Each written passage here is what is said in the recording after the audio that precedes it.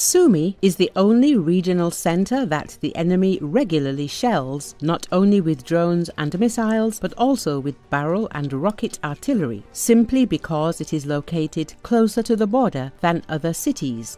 However, the key reason why Russia launched a missile strike on Sumy on April the 13th was to create a buffer zone, regardless of whether Putin plans to achieve any result in the negotiations or not. He has begun to implement his diabolical plan.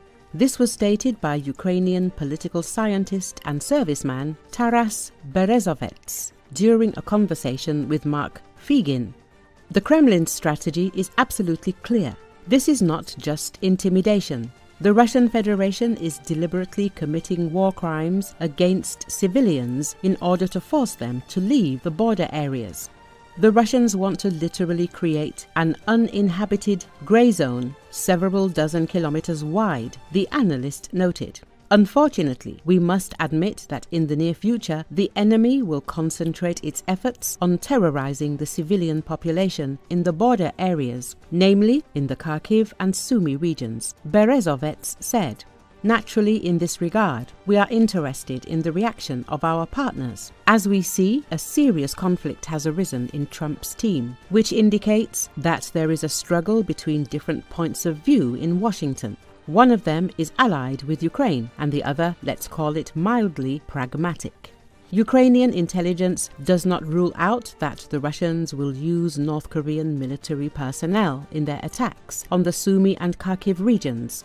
This opinion was expressed by the spokesman for the main intelligence directorate of the Ministry of Defense of Ukraine, Andriy Chernyak, in an interview with the Japanese public broadcaster NHK.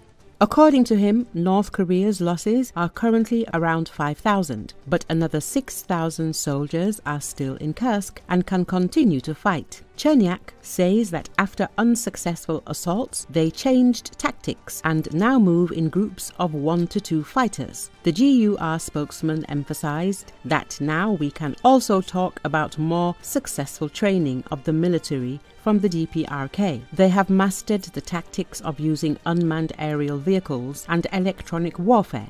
And now they are also fully mastering the weapons and tactics that Russia uses on the battlefield against Ukraine. GUR also stated that the language barrier between North Koreans and Russians does not cause any obstacles. Chernyak believes that the military from the DPRK fulfill their duties in assault units without even communicating with Russian soldiers.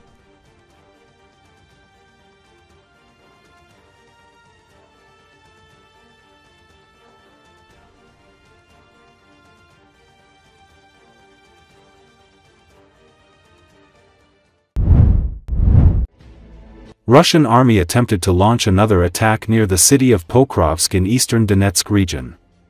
The attack, which was attended by 150 motorcyclists, was also accompanied by a large number of armored vehicles and infantry soldiers.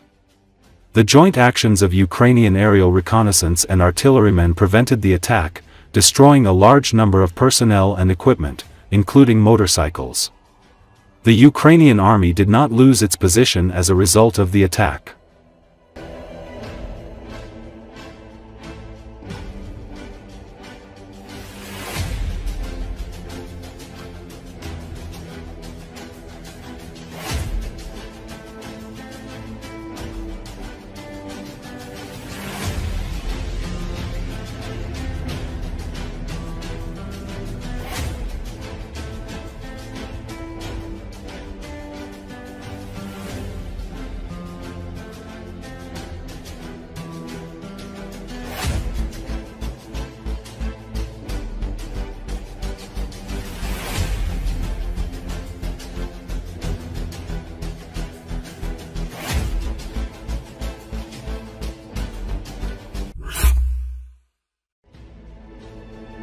The Russian occupation army has once again attempted to attack the villages of Pyatikatki, Stepnoy, Lobkovoy, Malaya Tokmachka and Mali Sherbaki.